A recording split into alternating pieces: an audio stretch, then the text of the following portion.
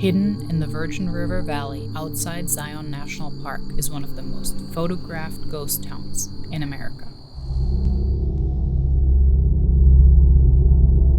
Grafton is technically just off busy Highway 9, but it is only accessible from the nearby town of Rockville, where you have to travel through nearly 4 miles of unpaved back road to get to the ghost town. The town was abandoned in the 1940s, and of the original 30 structures, only 5 buildings remain as part of a restoration project started in the late 90s. Like many Western towns, the history of Grafton was plagued by tragedy, including famine, disease, floods, and conflicts with Native Americans. Many of the deaths were children who are said to haunt the town to this day.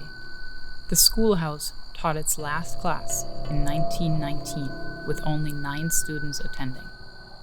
The Wood family lost 5 young children in the 1860s and 70s. 2 young girls died while playing on the swing set in 1866. A young girl claimed to have seen their spirits in 1927 while playing hide and seek. Among the most common reports is a feeling of being watched, footsteps and creaks in the old floorboards, and feeling a rush of air as if someone is running past. There was a strong feeling of unease outside the small Russell house near the swing, which could have been the 2 girls, or another of the countless deaths that have occurred.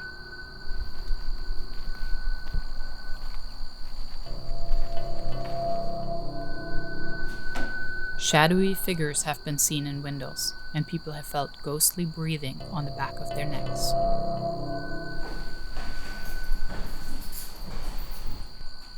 The restoration effort has saved these buildings from decades of neglect and vandalism, and while open to the public, they are under 24-hour video surveillance.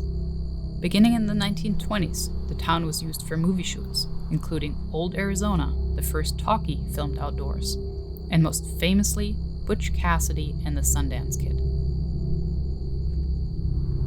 Though a lot of the buildings are restored, that didn't make it any less creepy exploring the old town. For example, the basement of the big Russell house, where we felt a dark presence.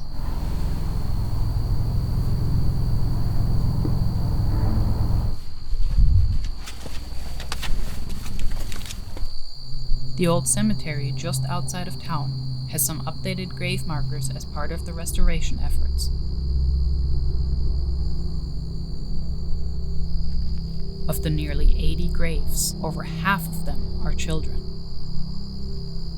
Not surprisingly, you're supposed to avoid visiting the graveyard at night, when you're most likely to hear babies crying, children playing, chilling screams, and a woman in a calico dress sobbing among the graves. With the light fading, we were forced to cut our exploration short. If you visit, be respectful of the area, and be sure to leave enough time so you don't get caught after dark.